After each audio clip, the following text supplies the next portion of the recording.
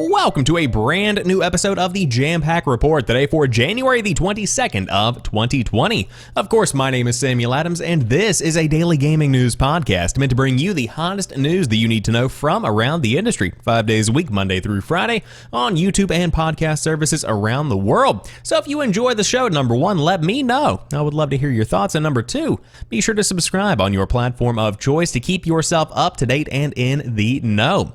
But today we have a ton of news to dive into, everything from Xbox Series X leaks to Crash Bandicoot potentially coming to Smash. On top of that, toss a coin to your Witcher is now on Spotify. Oh, it's a good news day. Make no mistake about it.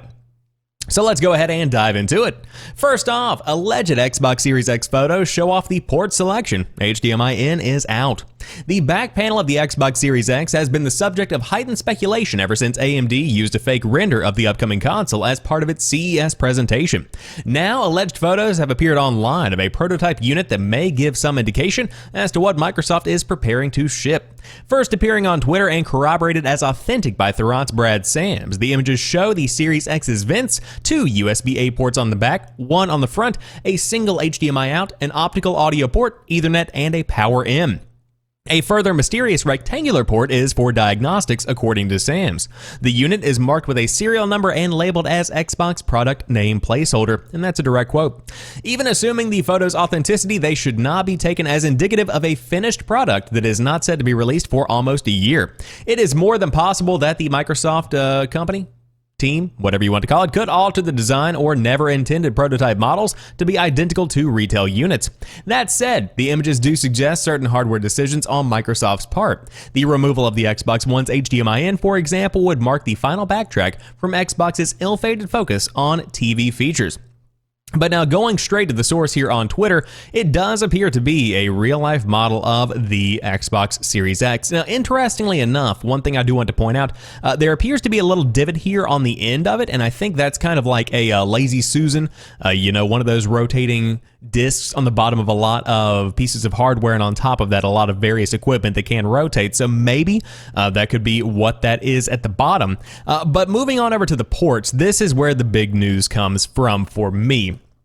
Because for those that have been following this for a while, you'll know that I have been very vocal about the fact that I want a display port on the next Xbox, because this device is being marketed as a premium console. This is something that is supposedly going to take the place of any need for a PC, because that's kind of the direction Microsoft is trending towards. If you don't have a display port in 2020 on a piece of hardware that is going to be running very high-end games, you are making a huge mistake and losing a big portion of the hardcore gaming audience. And it appears that that is in fact the case. There is no display port, at least not on the Xbox product name placeholder model of the Xbox Series X, which again is a prototype. Another piece of information here that I feel like a lot of people are glossing over is the fact that I don't know if this is just an internal component situation or what, but the USB ports do not appear to be USB 3.0s. Now, I don't know if that has been confirmed. I would assume that USB 3.0 is probably the go-to. At this point, I'm shocked it's not USB-C. That even makes more sense. But just to see what appear to be USB 2.0 slots on the back of this device leads me to believe that this is going to see a lot of hardware iteration by the time the actual console itself comes out. Now, one other thing I do want to mention here is that whoever leaked these photos is going to be in a lot of trouble, because this is easily trackable because of the fact that there is a serial number directly shared to potentially millions of people on Twitter. I mean, this image has been retweeted 1.4 thousand times and has been liked 4.2 thousand times, so people have seen it. This individual is going to be in a lot of trouble. However, it's for the greater good. Now we know what we have on the back of at least a prototype of the Xbox Series X. But again, super bummed there is no display port. But glad they're taking away the dual HDMI thing. Nobody really needs the TV in. And I've said it before, and I'll always say it, I understand the idea behind the everything in one box kind of approach that Microsoft took by even naming the device the Xbox One, because in theory it would have been pretty cool to be able to set your Xbox up in your home theater. It does cable, it does Netflix, it does games, it does everything. That's a really good vision, but unfortunately just didn't pan out, and the execution was a bit off on that as well. So notably, you have no Kinect connection, so no external camera appears to be here unless it's a USB camera, so that could be a thing. But aside from that, that is what we have so far on the ports, and we'll know more in the coming months as we officially see some kind of reveal or maybe a box art leak or something along those lines. But one game you could be playing on the next generation console, and of course many other places, is Hellblade's developer Ninja Theory, as they are announcing a brand new project. What I meant to say was you could play their new game that they just announced. I'm trying to make a smooth transition, but it didn't work. Anyways, new game from Ninja Theory. Hellblade and enslaved developer Ninja Theory has yet another new game in the works, Project Mara. Announced in a brief blog post today, the game is described as an experimental title that explores new ways of storytelling. It will be a real-world and grounded representation of mental terror as opposed to Hellblade's historical fantasy setting.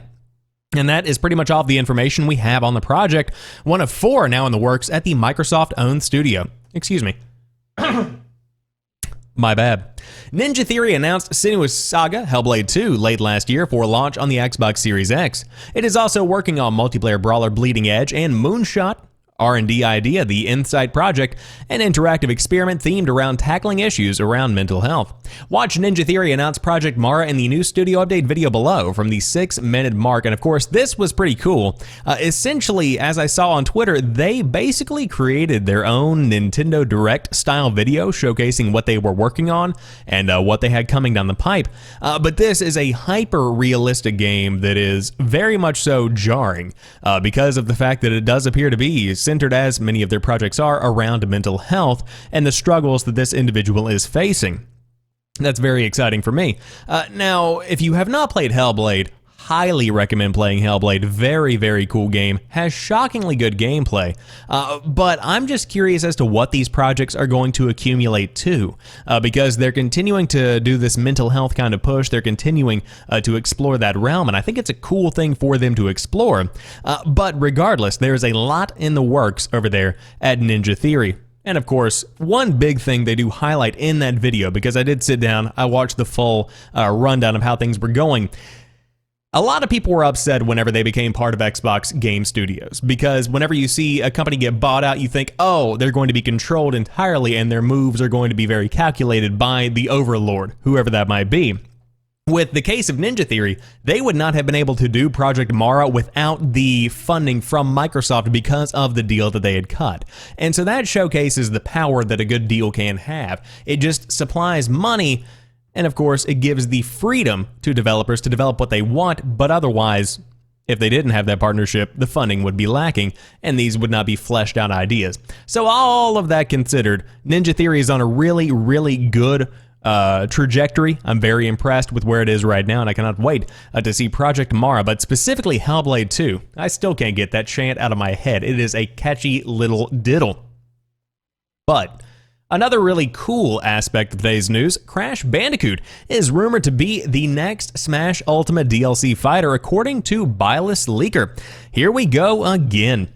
The rumors are already starting to circulate around Super Smash Bros. Ultimate's next set of DLC characters. Of course, they never really stop, and this time Crash Bandicoot is the talk of the town.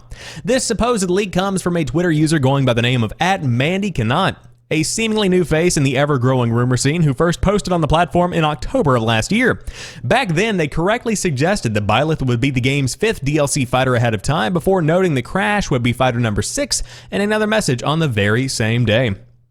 Combining the accuracy of the first post and perhaps the confidence of the second has now caused fans and several news outlets to take notice.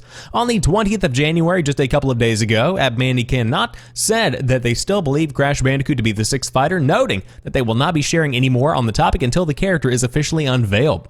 Now, as always, we urge you to take this information with a huge pinch of salt. For all we know, accurately predicting Byleth could well have just been a lucky guess. Incidentally, we did mention the possibility of Crash being the next Fighter's Pass in a recent video, and of course they linked to that over at Nintendo Life. So do you believe the rumor? That would be insane. It's totally possible because Nintendo tends to use Smash Bros. Ultimate to showcase big news in the Nintendo community, and of course you have Crash games coming to the Nintendo Switch. You have them performing well on the Nintendo Switch.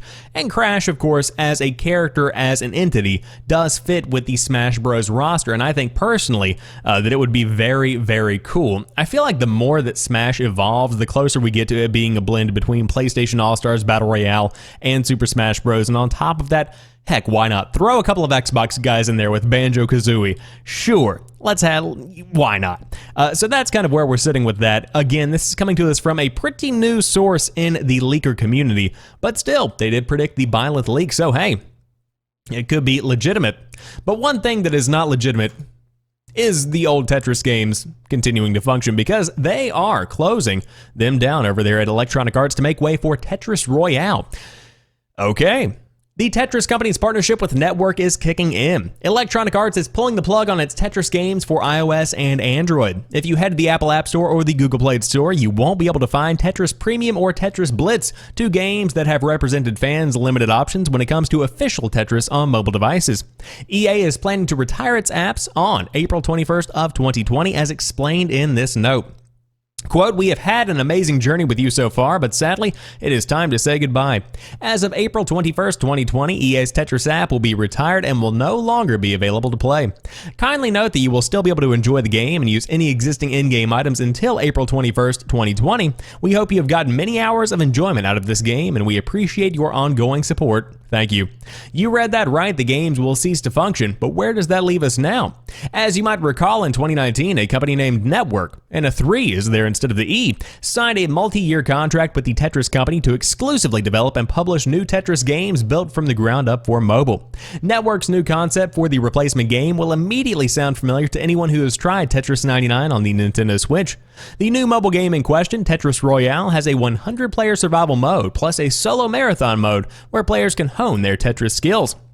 If you are curious, you can scope out Tetris Royale on iOS and Android, and personally, I am totally down for this, because the Tetris mobile games have always been either a hit or a miss. Now, personally, my experience has been directly with Tetris Blitz, and it was a fine experience, but it wasn't quite the Tetris that I really wanted. Now, I'm not saying that Tetris Royale will be that, but it is getting closer, because I was a big fan of Tetris 99. Of course, watching it was the main way that I interacted with it, but it was a cool idea, and I think that cool idea is going to continue over into the world of Tetris Royale on the Apple App Store and Google Play. So you can download it now, it appears, if you did want to jump in and give it a shot. It seems like there are not enough players, according to Pug Sloth Ninja over there on the Apple App Store, leaving a rating, and Loggy Land says it has potential, but it just does not have enough players right now.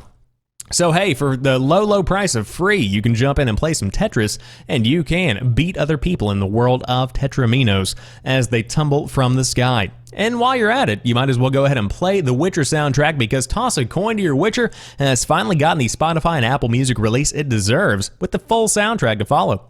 Netflix's The Witcher, while undeniably successful, managed to mess up one key thing. It did not release Toss a Coin to Your Witcher as a single. The ridiculously catchy tune sung by the show's bard Jaskier took the internet by storm, with fans producing hundreds of cover versions and mods to pay homage to the song. But alas, there was no official single released on any of the major streaming services until now. Announced via Twitter, you can now listen to Toss a Coin to Your Witcher on Spotify and Apple Music to your heart's content, and it's been released as an official single. There is plenty more to follow too, so The Witcher Soundtrack Volume 1 will debut everywhere in 2 days' time. Alternatively, you can listen to my rendition of the song at our end of the Witcher podcast over there at Eurogamer.net, but I probably wouldn't recommend it. Instead, you can just check it out on Spotify itself. And there you have it, with cover art and all. This is a very catchy tune. Of course, it went viral whenever the Netflix show began to really gain a lot of traction, and so that's kind of where it sits today. I am excited to see the full soundtrack coming because of the music. Oh, it is supreme, make no mistake about it. But even more so, I'm excited for Season 2 of The Witcher coming sometime next year, I believe, if I remember correctly. But you love to see it, and of course, fans love to play it. But have you ever heard of HalfLife, another thing that fans love to play? Well, guess what? Every game in the HalfLife series is now free on Steam for a limited time. Of course, this is all coming up to the March release of Half-Life Alyx. As Valve gears up for the launch of its first official Half-Life game in 13 years, the developer has given a big freebie to fans to tide them over while they wait for March 2020. Every previous official Half-Life game for free. On Tuesday, Valve announced that both Half-Life and Half-Life 2 and each expansion pack and episode published directly by the game maker would be free for all Steam users for a limited time. As of press time, this offer appears to be a temporary unlock of the games until the VR-only adventure game Half-Life Alyx launches in roughly 2 months. The game's free availability will likely expire after that game launches. Of course, you can check out the announcement officially on the blog, but fans may very well want to connect the plot dots between the biggest Half-Life adventures ahead of Half-Life Alyx's launch. Valve has announced that the new VR-only game is a prequel that takes place between the events of Half-Life 1 and Half-Life 2, while its devs have suggested in interviews that the new game is the next part of the series. Hence, you may want to brush up on the plot of course, Half-Life, which is a legendary game at this point. Of course, it is worth mentioning that there is the new Valve Index VR headset that is definitely going to be making its rounds on the, of course, launch of Half-Life Alyx, but on top of that, throughout 2020 as well. But of course, it is VR only, so hey, take it for what it is. But if you do want to dive in, by all means, it comes out in March, and it is going to be, again, the first game in the Half-Life franchise in 13 years. What an insane amount of time between Half-Life games. Of course, Half-Life is a legendary game franchise that has spun off a lot of various mods, a lot of various games over the years, and it really is a foundational part of where we find the gaming industry today. The meme is, of course, that Valve can't count to 3, that there has never been a Half-Life 3, no Left 4 Dead 3, etc. And it seems that is continuing because although there is technically a Half-Life game coming out, it's not Half-Life 3, and it's a VR-only experience, so it is what it is. But I will say, the one thing that I can go ahead and bet some money on, if I was a betting man, is that Half-Life Alyx is going to push what VR is capable of to new levels. Because the gameplay that we saw, the demo that we saw, was unlike anything that I had ever seen before. It truly showcased the power of VR and what it was capable of and what it is capable of. And I think that's what's been lacking in VR over the course of the past 5 to 10 years. Of course, VR has now been out for quite some time in any kind of rudimentary format, going all the way up to what we see today. But regardless, very excited to see how this one performs at retail, and on top of that, what critics say about the brand new Half-Life game. And who knows, if it's popular enough, could we get another regular main line Half-Life game? It is actually possible.